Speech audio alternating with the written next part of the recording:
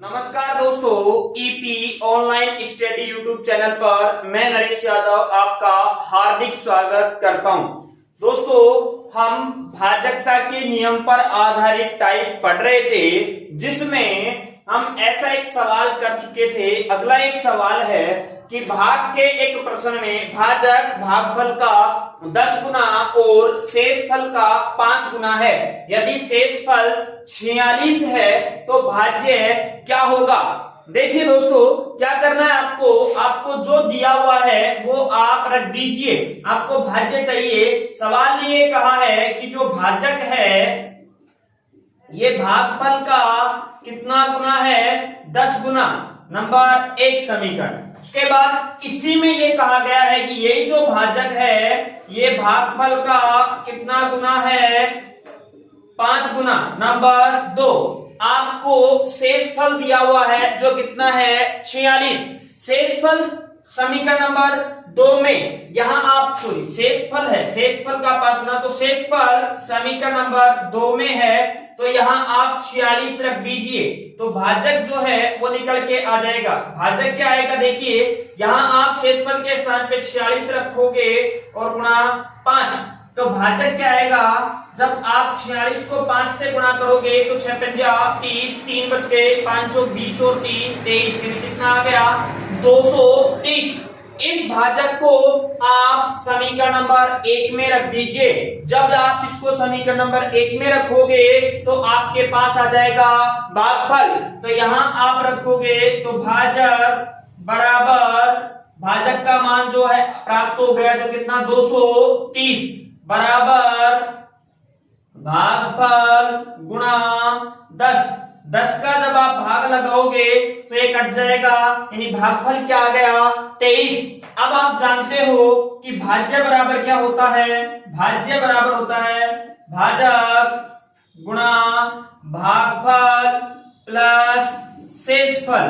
ये मैंने बताया था कि ये शेषफल प्रमेय है, और इसका दूसरा जो नाम होता है वो होता है यूक्लिड विभाजन एल्गोरिथम की प्रमेय।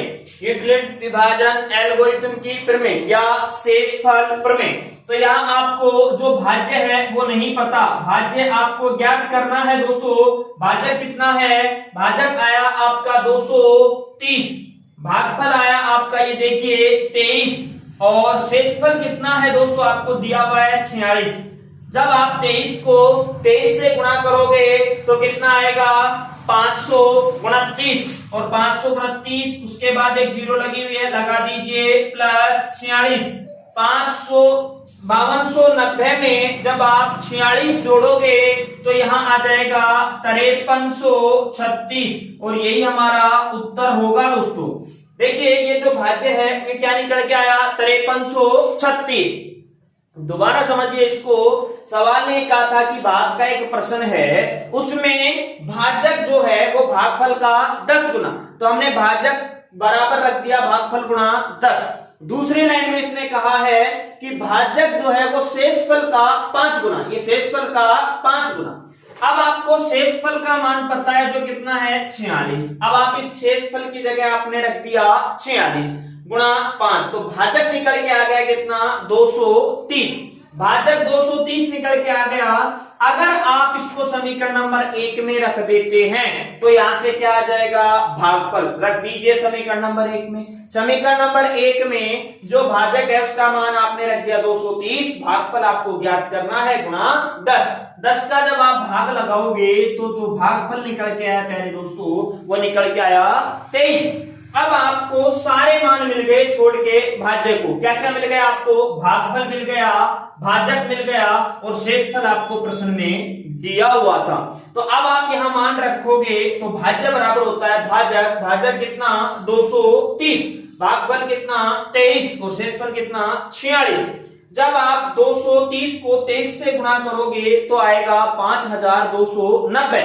उसके बाद इसमें आप 46 जोड़ोगे तो ये क्या आएगा, 5336, और यही हमारा क्या होगा दोस्तों, उत्तर। एक इसी प्रकार का अगला सवाल और लेते हैं। देखिए देखिए जो अगला सवाल है वो ये है कि भाग के एक प्रश्न में भाजक भागफल का 25 गुना और शेषफल का 5 गुना है। यदि भागफल 16 हो तो भाज्य क्या होगा। देखिए दोस्तों यहाँ सवाल सेम है, लेकिन यहाँ पिछले सवाल में आपको शेषफल दिया हुआ था, अब की बार दे दिया भागफल।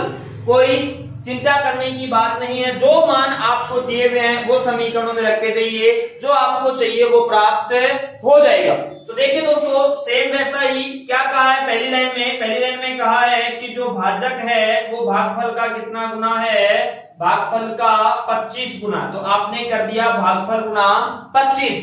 नंबर 2 पे क्या कहा है इसने कि जो भाजक है वो भागफल का कितना गुना है, शेषफल का है। शेषफल का कितना गुना है दोस्तों, 5 गुना। तो आपने रख दिया यहाँ 5 गुना। जो मान आपको पता था वो आपने रख दिए। उसके बाद देखो कि आगे क्या आपको दिया हुआ क्या है, आपको दिया हुआ है भागफल, और भागफल कितना दिया हुआ है 16। तो अब आप यहाँ समीकरण 1 और समीकरण 2 में देखिए कहाँ है भागफल। आप देख पा रहे होंगे कि भागफल समीकरण 1 में है, तो अब आप समीकरण 1 में भागफल का मान रख दोगे जो कितना है 16। तो यहां से क्या निकल के आ जाएगा, पिछले सवाल की तरह भाजक निकल के आ जाएगा। तो भाजक क्या आएगा, भागफल है आपका 16 गुणा 25। तो भाजक जो है वो आ जाएगा 16 पंजा 80, 8 हासिल बच गए, 16 दूनी 32, 32 और 8 40। तो भाजक जो है वो कितना आ गया दोस्तों 400। भाजक आपके पास 400 आ गया। अब आप समीकरण नंबर 2 में इस भाजक का मान रख दोगे तो क्या निकल के आएगा शेषफल।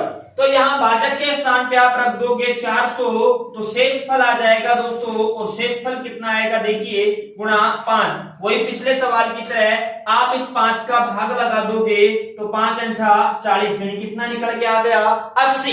अब आपको चाहिए क्या था, भाज्य चाहिए था। वही भाज्य बराबर क्या होता है, भाज्य बराबर होता है दोस्तों भाजक गुणा, देखिए भाजक कितना आया 400, भाजक गुणा भागफल, भागफल कितना है दोस्तों 16 और प्लस शेषफल निकल के आया आपका 80। भाज्य बराबर होता है भाजक, भाजक आपका है 400, भागफल आपको दे रखा है 16 और शेषफल आपने निकाल लिया ये 80। अब आप क्या करोगे, इसको गुणा करोगे तो ये 16 चौका 64, यानी 6400 प्लस 80, दोनों पर जब आप जोड़ोगे तो आंसर निकल के क्या आएगा 6480। और यही हमारा क्या है भाज्य है। दोस्तों कैसा भी सवाल आपको दिया हुआ हो, आप दिए हुए सवाल से लिखना शुरू करिए और जो पूछ रहे हैं वहां तक आ जाइए। स्टेप बाय स्टेप आप चलोगे तो आपका आंसर तुरंत ही आ जाएगा। देखिए दोस्तों इसी क्रम में हम आगे बात करते हैं कि एक सवाल आता है छोटा सा, और वह सवाल यह है कि 4 की घात n, कोई संख्या है 4 और उसकी घात क्या है n। 4 की घात n में 6 का भाग देने से, 6 का भाग देने से क्या शेष बचेगा, क्या शेष बचेगा, जबकि n एक प्राकृत संख्या है।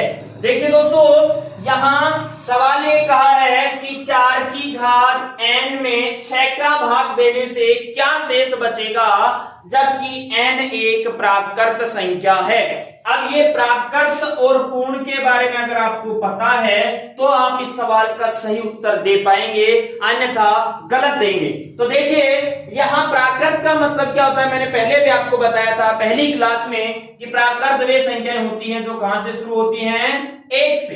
तो यहाँ देखिए प्राकृत संख्या होना चाहिए, अर्थात 1 से शुरू होना चाहिए। n का मान 1 हो सकता है, 2 हो सकता है, 3 हो सकता है, 4, अनंत कुछ भी हो सकता है। n का मान प्राकृत होना चाहिए, जो 1 से लेके अनंत तक कुछ भी हो सकता है। अगर सवाल में प्राकृत दिया हुआ नहीं है तो इसका आंसर कुछ भी हो सकता है, फिर हम नहीं बता सकते कि इसका सही आंसर क्या होगा। देखिए अगर मान लो नहीं क्या होता तो हम n बराबर 0 भी तो रख सकते हैं। सबसे बड़ा जो सबसे छोटा हमारा अंक है वो क्या है 0। जैसे ही आप n का मान 0 करोगे तो 4 की घात 0, और मैंने आपको पहले भी बताया था किसी भी संख्या की घात 0 होने का मतलब उसका मान क्या हो जाता है 1, और अब आप 1 में 6 का भाग लगाओगे तो शेष क्या आ गया 1। ठीक है दोस्तों, तो ये सवाल के ऊपर भी निर्भर करता है कि सवाल पूछ क्या रहा है। अब देखिए यहाँ सवाल ने स्पष्ट कहा है कि n एक प्राकृत संख्या है, n के स्थान पे कुछ भी हो सकता है, तो इसका हमेशा जो शेषफल होगा, इसका शेषफल हमेशा क्या होगा, वो होगा दोस्तों 4। देखिए कैसे, सबसे पहले मैं n के स्थान पे 1 ले लेता हूं, n के स्थान पे मैंने 1 लिया तो 4 की घात 1, और मैं भाग लगा रहा हूं किसका 6 का।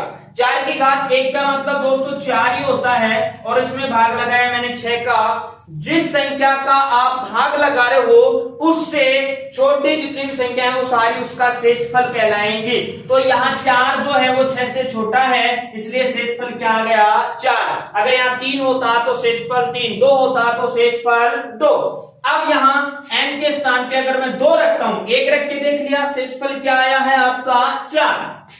मैंने कहा n का मान कुछ भी हो सकता है, मतलब 2 हो सकता है, 2 3 4 कुछ भी हो सकता है, हम 2 3 4 चेक कर लेते हैं।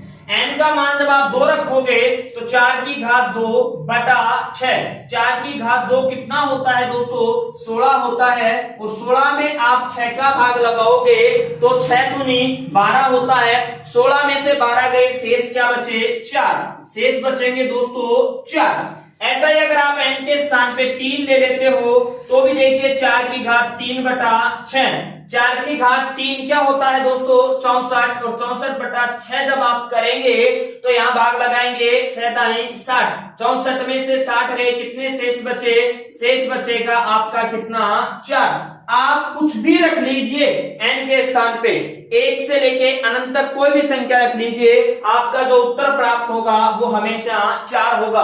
तो ये सवाल बहुत बार परीक्षा में पूछा गया है, और हम वहां क्या करते हैं भाग लगा के देखते हैं, या फिर ऑप्शन में होता है इनमें से कोई नहीं या ज्ञात नहीं कर सकते तो आप उसको टिक करते हैं, जो कि गलत है। तो यहाँ इसका उत्तर क्या होगा, हमेशा इसका शेषफल होगा दोस्तों, शेषफल हमेशा 4 होगा, और वो मैंने आपको बता दिया कैसे होगा। ठीक है दोस्तों, शेषफल प्रमेय पर आधारित सवाल इतने ही। उसके बाद हम अगली टाइप की बात करते हैं। टाइप नंबर जो है अगली 5 है जो भी थी, नेक्स्ट टाइप होगी दोस्तों आपकी अभाज्य गुणनखंड ज्ञात करना। अभाज्य गुणनखंड ज्ञात करना दोस्तों, अभाज्य गुणनखंड ज्ञात करना जो है ये हम ज्ञात करेंगे। देखिए पिछला जो फर्स्ट ग्रेड हुआ था उसमें फर्स्ट पेपर में, और उससे पिछला जो फर्स्ट ग्रेड हुआ था उसके भी फर्स्ट पेपर में अभाज्य गुणनखंड से सवाल पूछे गए थे, एक सवाल, और RAS 2016 में भी अभाज्य गुणनखंड से एक सवाल पूछा गया था। तो ये टाइप जो है ये हमारी इंपोर्टेंट टाइप है, तो इसको थोड़ा ध्यान से समझेंगे। है छोटी सी टाइप लेकिन थोड़ी महत्वपूर्ण टाइप है। RPSC जो भी परीक्षा में सवाल, जो भी परीक्षा कंडक्ट करवाती है RPSC, उसकी ये फेवरेट टाइप है अभाज्य गुणनखंड। यहां से सवाल पूछता ही पूछता है। तो अभाज्य गुणनखंड, देखिए पहले मैं इस गुणनखंड शब्द का वो करता हूं, गुणनखंड है क्या, इस गुणनखंड के बारे में हम बात करें तो ये जो गुणनखंड है इसका मतलब होता है टुकड़े। गुणनखंड का मतलब क्या होता है, टुकड़े। अब देखिए टुकड़े कुछ भी हो सकते हैं, जैसे एक संख्या मैंने ली 6 के टुकड़े 6 गुणा 1, यानी टुकड़ों का मतलब ये होता है किसी संख्या के अगर आप टुकड़े कर रहे हो तो उनके जो भी टुकड़े कर रहे हो उन सबका गुणनफल वही संख्या प्राप्त होनी चाहिए, अलग कुछ नहीं। जैसे 6 के टुकड़े करोगे तो 6 ही प्राप्त होना चाहिए, कहीं आप 12 13 15 ऐसा नहीं। तो 6 के टुकड़े किए हमने, 6 गुणा 1 6 काम 6। उसके बाद 6 के और भी टुकड़े हो सकते हैं, 2 गुणा 3, यानी 6 के ये 2 टुकड़े संभव हैं, एक तो 6 गुणा 1 1, 2 गुणा 3। ऐसे में और बात करूं, मैंने लिया 8 के टुकड़े मैंने किए तो 8 के टुकड़े हो सकते हैं दोस्तों, एक तो 8 गुणा 1, एक 8 के टुकड़ा हो सकता है 4 गुणा 2, एक 8 का टुकड़ा हो सकता है 2 गुणा 2 गुणा 2। ये सारे ही 8 के टुकड़े हैं, यानी कि क्या है ये गुणनखंड है। लेकिन यहां भी देखिए सारे 6 के क्या हैं, गुणनखंड है। लेकिन यदि मैं आपसे बात करूं अब अभाज्य गुणनखंड की, इसमें अभाज्य शब्द और जोड़ दिया, ये तो गुणनखंड कर दिए मैंने इसके, अब इसमें मैं एक अभाज्य शब्द और जोड़ देता हूं, प्राइम नंबर और जोड़ देता हूं। अभाज्य के बारे में, प्राइम के बारे में मैंने आपको शुरू में पढ़ाया था कि प्राइम होता क्या है। प्राइम अभाज्य वे संख्याएं जिनमें खुद के अलावा किसी अन्य संख्या का भाग नहीं चाहिए, क्या कहलाती है दोस्तों, अभाज्य संख्याएं कहलाती हैं। तो यहां जब आप अभाज्य का मतलब इनमें से ऐसा टुकड़ा उठाइए जो क्या है, अभाज्य है। तो अभाज्य यहां से अगर मैं बात करूं तो यहां देखिए 2 गुणा 3, ये क्या है, अभाज्य। तो ये दोनों तो इसके टुकड़े हो गए और ये हो गए इसके 6 के 2 गुणा 3 क्या, अभाज्य गुणनखंड हो गए। अब आप कहोगे दोस्तों यहाँ 6 गुणा 1 भी तो अभाज्य है, जबकि याद करिए जब मैंने आपको भाज्य भाज्य के बारे में पढ़ाया था उस समय बताया था कि 0 ना तो भाज्य है ना ही अभाज्य। तो यहां भी हम इस प्रश्न में इसको काउंट नहीं करेंगे, क्योंकि 0 ना तो प्राइम नंबर है और ना ही 0 और 1 ना तो प्राइम नंबर है और ना ही कंपोजिटिव नंबर है दोस्तों। तो यहां से जो अभाज्य टुकड़े आ गए वो आ गए 2 गुणा 3, अर्थात 6 के अभाज्य गुणनखंड कितने होते हैं, 1 और 2। एक तो 2 है, एक 3 है, कितने हो गए, 2। ऐसे ही दोस्तों मैं बात करूं 8 वाले की, देखिए 8 वाले में ये भी नहीं है अभाज्य गुणनखंड, ये भी नहीं है अभाज्य गुणनखंड, हो गया आपका कौन सा, 2 गुणा 2, अर्थात कितने टुकड़े हो गए इसके, 3 टुकड़े हो गए। 8 के प्राइम फैक्टर अभाज्य गुणनखंड कितने हो गए, 3, 2 गुणा 2। उसके बाद और उदाहरण पे चर्चा करते हैं हम। मैंने लिया 12, अगर मैं 12 की बात करता हूं, 12 के टुकड़े की बात कर रहा हूं, गुणनखंड की बात कर रहा हूं, तो 12 के जो गुणनखंड होंगे वो होंगे 12 गुणा 1, अगला टुकड़ा होगा 6 गुणा 2, अगला टुकड़ा होगा 4 गुणा 3, अगला टुकड़ा होगा 2 गुणा 3, भाई 3 दूनी 6, 6 दूनी 12। ये इसके सारे टुकड़े हो गए, गुणनखंड हो गए। लेकिन मैं बात करना चाह रहा हूं केवल अभाज्य गुणनखंड की, प्राइम फैक्टर की। तो देखिए ये भी नहीं होगा, ये भी नहीं होगा, क्योंकि 6 में भाग जाता है, 6 क्या है, भाज्य संख्या है। ये भी नहीं होगा क्योंकि इसमें 4 भाज्य संख्या है, इसलिए इसका आंसर क्या होगा, ये 2 गुणा 3। तो अब इस 2 गुणा 3 में 12 के कितने अभाज्य गुणनखंड हो गए, 3 अभाज्य गुणनखंड हो गए। कितने अभाज्य गुणनखंड हो गए, 3, 12 के। कौन कौन से, 2 गुणा 3। यहां तक की बात आपके समझ में आ गई होगी, क्योंकि ये सवाल परीक्षा में आरपीएससी की, फिर कह रहा हूं आरपीएससी जो भी एग्जाम लेती है उसमें सवाल पूछे जाते हैं। अब देखिए सवाल ये है, मैंने ये कहा कि 2 गुणा 3 गुणा 5 गुणा 3 गुणा 7 गुणा 2, ये सवाल है।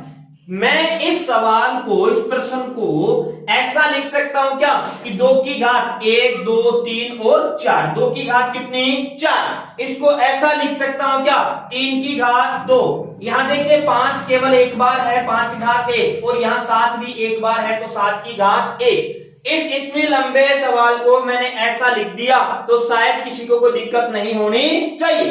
जब आप इसको ऐसा लिखते हो तो भी एक ही बात है, ऐसा लिखते हो तो भी एक ही बात है। मुझे इसमें अभाज्य गुणनखंड ज्ञात करने थे, टोटल अभाज्य गुणनखंड कितने हैं, यहां काउंट करिए आप। अभाज्य गुणनखंड गिनना है आपको, 1 2 3 4 5 6 7 और 8। रिजल्ट क्या निकल के आया, यानी इसमें 8 अभाज्य गुणनखंड हैं। अगर आप इस चीज को ऐसा लिखते हो तो भी आंसर आपका 8 ही आएगा। देखिए कैसे, यहां आप इसकी पावर ऐड कर लोगे, घात। देखिए 2 की घात कितनी, 4, अर्थात ये।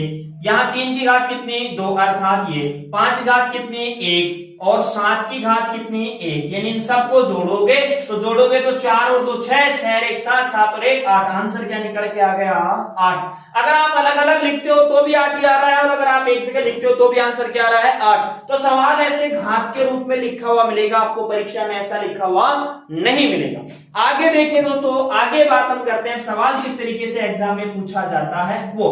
देखिए मैंने एक सवाल लिखा, सिंपल सा सवाल कि 2 की घात 3, 5 की घात 2, 7 की घात 2, 11 की घात 3 में कुल कितने अभाज्य गुणनखंड हैं, अभाज्य गुणनखंड हैं। देखिए दोस्तों, ये लिखा मैंने 2 की घात 3, 5 घात 2, 7 घात 2, 11 घात 3 में कुल कितने अभाज्य गुणनखंड हैं? अभाज्य गुणनखंड प्राइम फैक्टर। ये घात के रूप में आ गया सवाल।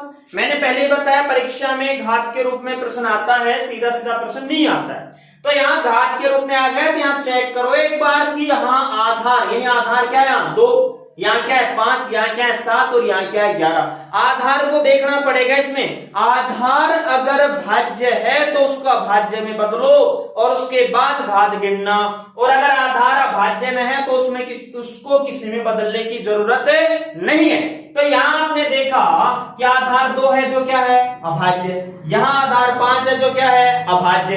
यहाँ आधार 7 है जो क्या है? अभाज्य। यहाँ आधार क्या है? 11, ये भी क्या है? अभाज्य। तो यहाँ आधार को तोड़ने की जरूरत नहीं है। तो सीधा सीधा आपको क्या करना है? घात जोड़नी है। और घात देखिए यहाँ कितनी है? 3, यहाँ कितनी है? 2, यहाँ कितनी है? 2 और यहाँ कितनी है? 3। आप सबको जोड़ लीजिए, आंसर आ जाएगा।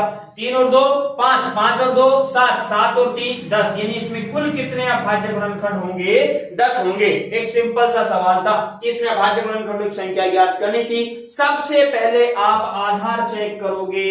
आधार अगर आपका भाज्य है तो सिंपल सा काम है, घातों को जोड़ दो। अगर अब यहाँ जो आधार है भाज्य है तो पहले इस भाज्य को अभाज्य में बदलो, फिर उसके बाद हम घातों को जोड़ेंगे। अब देखिए ऐसा ही एक सवाल और लेते हैं हम कि उसमें कितने अभाज्य गुणनखंड होंगे।